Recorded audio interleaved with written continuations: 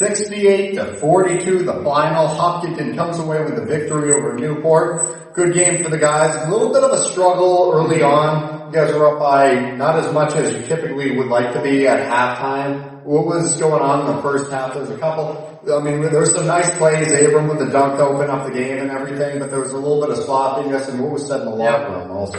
So this is our third game in 4 days, so all our legs were kind of feeling it. We were a little slow coming into the game. At times it felt flat, but at halftime, we know we're a second half team. We were all starting to find our groove. We were starting to hit shots. We were moving our offense right, so I think it really just worked in the second half.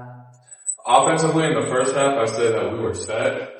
Defensively, there was way too many second chance points allowed, and that's where they got a majority of their first half points. And in the second half, that was a big point of emphasis of what we should be fixing. Absolutely. So, Colby, I'll go to you now. What did you see out there tonight? I mean, you had 10 points, pretty good game for you, and then you also, you had some rebounds and everything. What did you see out there?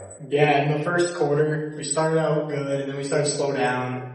Then we picked it up at halftime. Coach told us we had to move the ball quicker, and we figured it out towards the end. And then Abram with a big dunk in the third quarter, I think it was. Yeah. That picked us up pretty good. Yeah, you guys faced off against Kyle Ashley tonight. He's also plays running back over there up at Newport. He had a great season. He was an all-state kid, and he's going somewhere for college. I don't remember where, but he's going there as a running back. I mean, super strong kid. What was it like battling? Yeah. Or no, he was number 43. 43. Oh. Alright, let me tell you about this. Okay. The kid's physical. He really brought some intensity to the team. Almost too much, where he was pushing people when we didn't have the ball, and then when that happens, we set a screen on him, and then I just get a wide open dunk. So he was just playing, he had a lot of intensity, I'd say too much intensity to where you can outplay him a little bit. Congrats on the football thing, though. Yeah, for sure. Yeah, so this being your senior night and everything, what was the emotions like knowing that, you're celebrating your careers here, and you're moving on next year to different things, and, this is about celebrating you guys, and it's just, focus taking care of business, and it's going like that, high school career. It was a big day. It doesn't feel real, it feels like we were freshmen like less than a year ago, watching from the bench. We still act like freshmen, proving our point for us. But yeah, I'm gonna give it to Abram now. Yeah, I think these group of boys, not even just the seniors, some of the underclassmen, I've been playing basketball with them since I got here. So all I've really known as a basketball family is them. So being able to come out here on senior night and play with the kids I've been playing with for the past 5 years felt great. Really wasn't even stressed. I wasn't worried about the game at all. It just felt like I was playing with my boys out there like it has been for the past 5 years. Something that, I'll go to Colby with this one. So, you can talk about like your emotions and everything with tonight's game and just having your family here and what that meant for you. Yeah, so this is my second high school basketball season, playing with these boys. Played them a little bit in middle school, but being out there, my seniors here, it was very good. We still got one more home game left in the regular season, so that should be fun. Yeah, and you'll be home in the first round of the playoffs as well. So the other thing I want to point out is this is so special. This is, you're never going to have anything quite like this again. Known each other for many years, been going to classes for many years, such a tight-knit community and everything. And once you move on, it's, people go different places and you never know. You never are guaranteed anything to have again in life. So it's a really special, special place. And what you guys have been doing here has been special. Absolutely. So I am very appreciative of that. And then moving on to Mascoma and St. Thomas. Let's talk about Mascoma. They've been a tough matchup for us the past couple of years. They've thrown different looks over there. Like Coach Ayers, awesome coach. What he's been able to do over there is incredible. Zach Thompson, losing him from last offseason, but they've still been performing really well. So what are you guys' thoughts on Mascoma? Yeah, we've been playing them for years. They've always had some star players, but not really familiar with their team this year, but they still have a really great run team, and they're always tough and physical, and they work hard like us, so it's gonna be a good game, but I think we'll have the edge on them, and we'll do our studying, and we're excited to play them.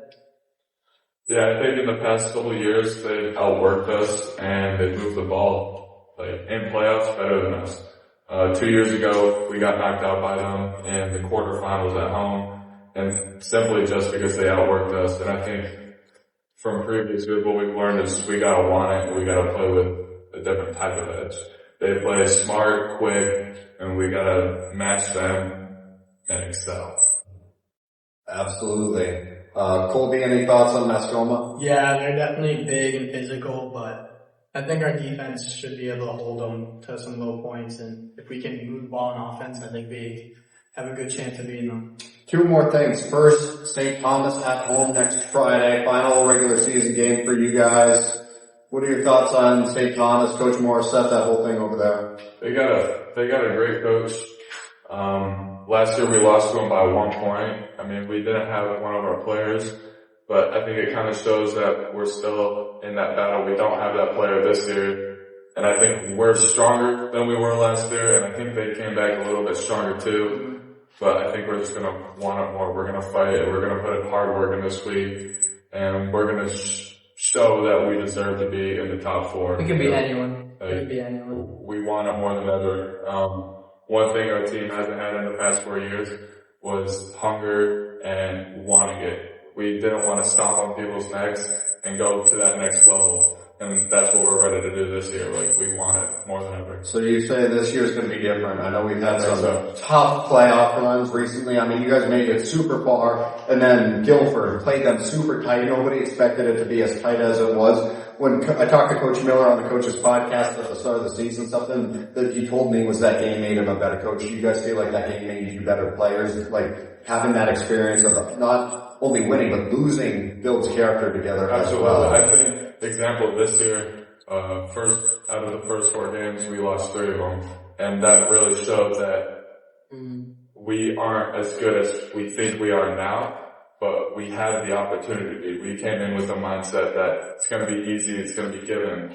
After losing a Fall Mountain, which we had never done before, No, that was embarrassing. we were like, we got to lock in. We have to, it's now or never. It's our senior year. We don't want it to be the team that lost to all these teams that we know were better.